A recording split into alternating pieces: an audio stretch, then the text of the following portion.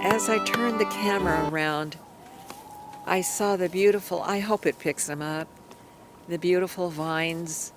I think they're bittersweet that are changing colors. Look so pretty, the bright red. They grow up into our oak tree that was planted by a bird, I'm sure, to see the beautiful vine.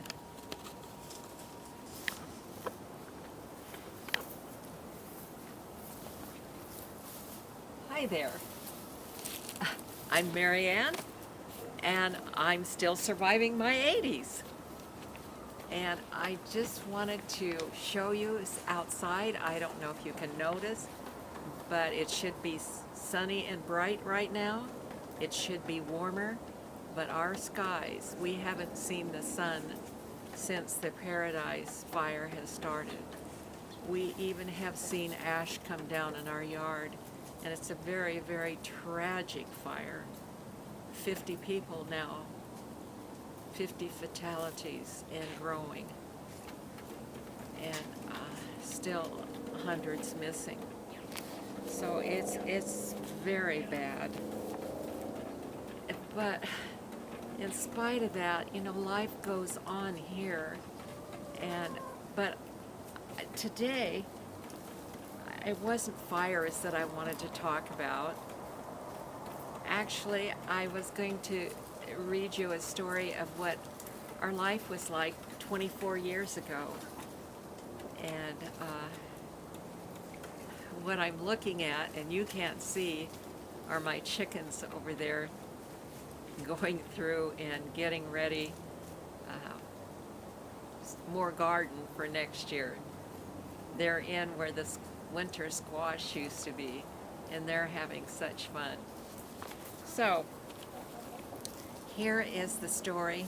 It's 24 years ago, and it's in November when I send this out, but some of it is still the last of October, but it's still close to Thanksgiving, and I'm watching Mr. Squirrel. He comes about every time when I read a story. Okay, early in October, Mr. Dorset came for a month to visit Mother S. and Igna, our two ewes. He came looking like a dandy, all dressed in spotless white with nary a black mark on him. But the girls were not impressed one bit. The lambs were even a little put out. They had never been separated from their moms before he, Mr. Dorset, arrived. However, in spite of the ewes' coolness and the lambs' disgruntlement, we hope they strike up a relationship and that we have evidence of his stay this early March. Today it looks as if Mrs. S. and Igna are starting up a platonic friendship with Mr. Dorset, grazing and dozing in the sunshine side by side. I hope it goes beyond that. In his month's stay with the girls, there should be time for a hot romance or two. It is a good cross of breeds, the Dorset's docile nature toning down the flightiness of the Suffolks. I think they used to milk Dorsets, but not Suffolks. Saturday, we cut down the Russian olive tree that grew so gracefully, bending low over the little bridge and footpath leading into the pinery. I called it the pinery. That's a made-up word, I think, but I think it's a neat-sounding word.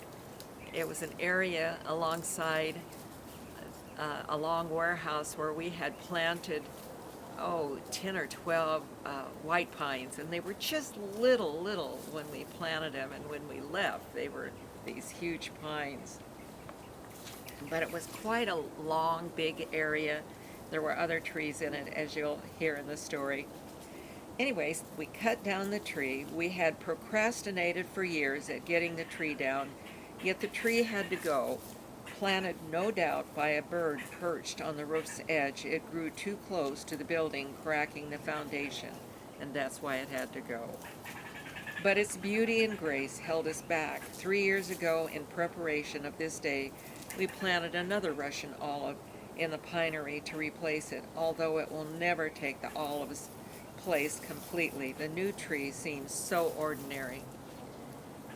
The tree that I'm talking about grew right next to the building, and it sort of gracefully turned up and round, and it was just the perfect tree for our chickens to hop up on, as I'll tell you in a little bit.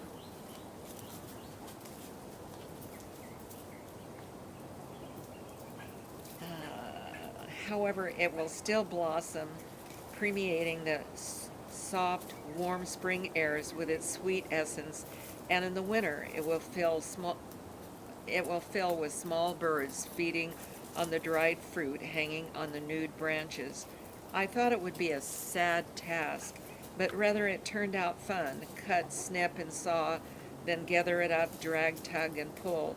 We made large piles to burn later, and when dry enough, we will roast hot dogs and drink cider and toast her beauty and remember she was our poultry for poultry, because they would hop up in it. Poultry, you served us well, bringing us more than shade. Your welcoming limbs made a sanctuary for chicks, pullets, and birds.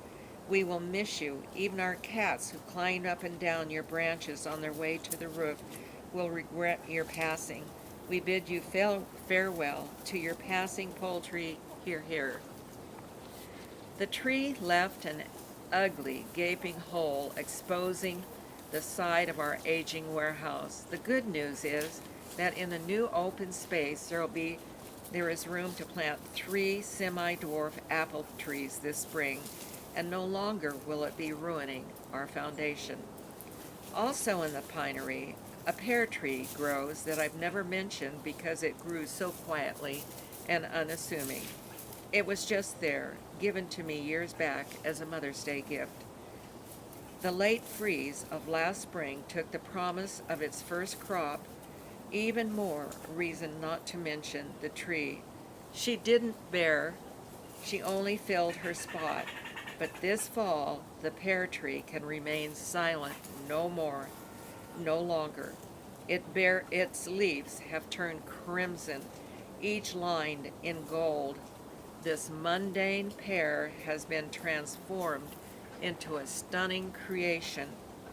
Psalms 92:6-12 says, "Then shall all the trees of the," and I'm paraphrasing, "of the pinery sing before the Lord." From what I can see, she has a beautiful voice. I hope she also bears beautiful fruit someday. We still have a few red apples clinging tightly to its mother tree in spite of the winds and chills. Each day I check to see if they are ready to come in and join the others for pie. October 25th, we finished. Well, I'm going to skip this paragraph. This has to do with our box business. No, I'll go ahead. October 25th, we finished with all the box orders. One order is still pending, but for all practical purposes, we are finished. Great day in the morning. I jump up and down for joy, but I'm too tired. I feel like I's done nailed myself to the floor. The day after we delivered the last of these finished boxes, we went outdoors and enjoyed the fall. I washed windows. Tom worked on the garden wall. I cut back the remains of my flowers and readied the yard for winter. Tom started in on the sheep shed preparation for coming storms and spring lambs. Leaning on rakes and shovels, we said to each other, "This must be one of the most loveliest falls." Leaves like tattered ribbons of scarlet, crimson, gold, yellow, green, rust and brown clung to their branches, fluttering softly in the lazy breezes that, like us, were not in a hurry to go anywhere and had not decided which direction to blow anyway. The reason we think this season to be unusually winsome is because it's one of our favorite places to have lived. Yes.